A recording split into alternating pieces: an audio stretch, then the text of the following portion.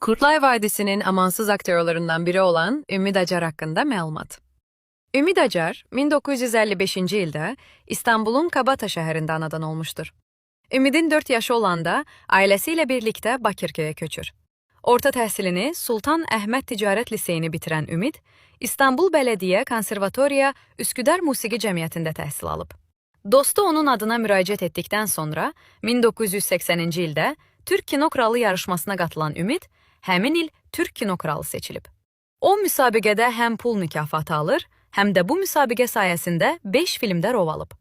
33 ildən çoxdur ki, 350-dən çox çəkilişdə olan Ümid, bir çox serial və filmdə rol və 100-dən çox serialda yer alıb.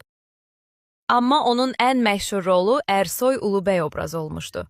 Kurtlar Vadisi serialından sonra Ümid Acar bir neçə ay küçəyə çıxa bilmirdi. Çünki onu tutub ölənə kimi döymək istəyirdilər. Bu da Ümid Acarın rolunu mükəmməl yaratmağına xəbər verirdi. 1994-cü ildə Əsabi Kəf və Uzun Gecə televiziya filmlərinin çəkilişi zamanı İzmirin Səlcuq mahalına gələn aktyor Beray adlı qadınla tanış olur və onunla evlənir. Və onların Doğa adlı qızları dünyaya gəlir.